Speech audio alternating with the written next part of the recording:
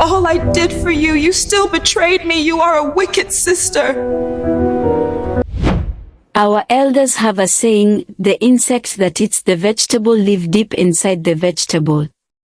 We are taught to fear the enemy outside, the armed robber, the witch in the village, the jealous neighbor. But what happens when the enemy wears your exact face? What happens when your worst nightmare shares your DNA? Welcome back to our channel, the home of stories that will make you question everything you know. Today, we step away from the village and travel straight into the wealthy, sparkling streets of the city. This is not just a story of betrayal. This is a story of stolen identity, the stolen husband, and a revenge so cold it will make you shiver. Make sure your doors are locked, turn up your volume, and listen closely to the tale of Taiye and Kehinde, and the reflection that shattered. Our story is set in the heart of the city, a place where money speaks louder than morals. Here, success is measured by the car you drive and the designer labels on your back. In this city lived Taiye. Taiye was the embodiment of grace and hard work. She wasn't born with a silver spoon, but she built her empire from scratch. She was the proud owner of Pearl's Cuisine, the most exclusive, high-end African restaurant in the city. If a senator, a billionaire, or a top celebrity wanted the best traditional dishes served in five-star luxury, they went to Pearl's Cuisine. The atmosphere around Taiye was always warm. She was loved by her staff, respected by her peers, then utterly adored by her husband, Femi. Femi was a handsome, highly successful architect. Together, they lived in a sprawling mansion. They were the city's ultimate power couple. But every bright light casts a dark shadow. And Taiye's shadow was her identical twin sister, Kehinde. To look at them, you could not tell Taiye and Kehinde apart. Same almond eyes, same dark, flawless skin, same height.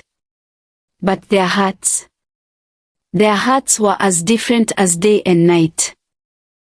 While Taiye built her restaurant, Kehinde chased the fast life. Kehinde had relocated to Dubai years ago, living off a string of wealthy, married men. She lived for the gram of first-class flights, designer bags, and champagne parties. But the fast life has a speed limit. When Kehinde's biggest sponsor was arrested for fraud, she lost everything. Her penthouse was seized. Her accounts were frozen. With nowhere else to go, broke and desperate, Kehinde swallowed her pride and booked a one-way economy ticket back to Nigeria. When Kehinde arrived at Taiye's mansion, she put on the performance of a lifetime. She cried fake tears, claiming she just missed her sister and wanted to move back home to start a legitimate business. Taiye, with her pure heart, welcomed her twin with open arms. She gave Kehinde the guest wing of the mansion. She bought her a new car. She even introduced her to all her wealthy connections at Pearl's Cuisine. But Kehinde didn't want Taiye's help. Kehinde wanted Taiye's life. The problem started slowly.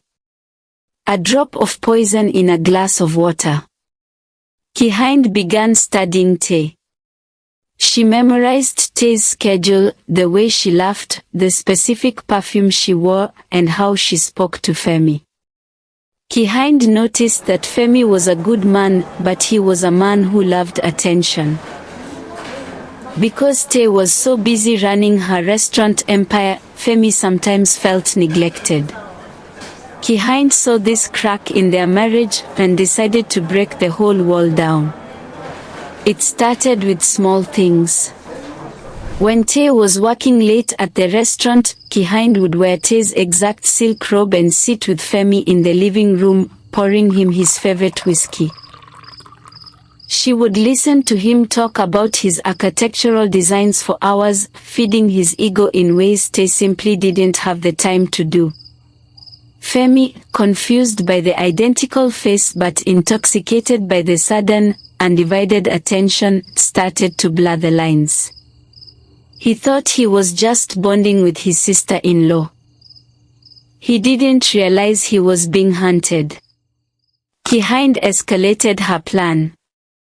She needed Taiye out of the picture, but she couldn't just kill her. She needed to destroy her completely. She started lacing Taiye's morning tea with a slow-acting, heavy sedative. Taiye began showing up late to Pearl's cuisine. She started making terrible mistakes, forgetting VIP orders, then snapping at her staff. At home, she was always exhausted, falling asleep by 7 p.m. Meanwhile, Kehinde played the concerned sister perfectly. She would look at Femi with sad eyes and say, "Femi, I'm so worried about Taiye. She's acting crazy. She even accused me of stealing her jewelry yesterday. I think the stress of the restaurant is making her lose her mind." The final blow came on the night of Femi's biggest architectural award ceremony. Taiye, heavily dragged by Kehinde, completely missed the event. She was passed out in her bedroom. But Kehinde? Kehinde went to Taiye's closet, put on Taiye's custom-made designer gown, sprayed Taiye's perfume, and went to the event. To the whole city, it was Taiye standing proudly next to Femi. That night, under the flash of the cameras, Kehinde leaned in and kissed Femi passionately on the lips. And Femi kissed her back. The trap was fully sprung. The next morning, Taiye woke up groggy, confused, and with a massive headache. She walked down to the living room, only to find Femi sitting there with a cold, disgusted look on his face. Beside him sat Kehinde, crying fake tears. Femi threw a stack of printed photos on the table. They were pictures of Taiye entering a cheap hotel with a notorious city politician. Taiye gasped. "Femi, this isn't me. I swear on my life, I was asleep." But Kehinde had hired a photographer and staged the whole thing using her identical face. Kehinde sobbed loudly, "Taiye, why? Why would you cheat on this good man? I tried to cover for you, but I can't lie anymore." Femi was furious. He didn't listen to Taiye's screams. He didn't listen to her pleas. He dragged her by her arm and threw her out of her own mansion into the pouring rain. Because the restaurant was registered under a joint holding company, Femi froze her out of Pearl's cuisine within the week. Taiye lost her husband, her home, and her life's work in the blink of an eye. 6 months passed. Kehinde had completely taken over. She was officially running Pearl's cuisine, running it into the ground with her laziness, but enjoying the profits. She was sharing Femi's bed, living the exact life she had plotted to steal. Taiye had completely disappeared. Rumor in the city was that she had gone mad and wandered into the villages. Kehinde thought she had won. She thought the game was over. Until the night of her birthday dinner. Kehinde and Femi were sitting at the VIP table at Pearl's cuisine. The waiter approached and placed a silver platter in front of Kehinde. "Compliments of the chef, madam," the waiter said, bowing before walking away. Kehinde lifted the silver lid. Underneath, there was no food.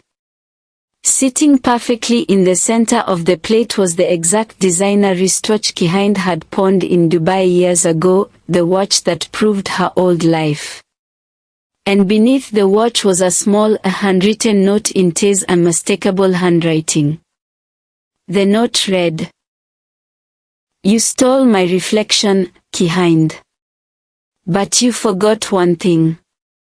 Mirrors can shatter, and the glass will cut you. See you soon."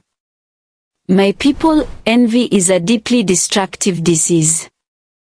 When you covet what your neighbor, or in this case, your own flesh and blood, has built, you invite ruin into your own soul. Kehinde thought she could steal a life without paying the price. But Taiye is not dead. And a woman who has lost everything is a woman who has absolutely nothing to fear. What is Taiye's master plan? How will she destroy the empire Kehinde stole from her? And what will happen to Femi when he realizes he's been sleeping with the enemy? You do not want to miss the explosive conclusion to this story.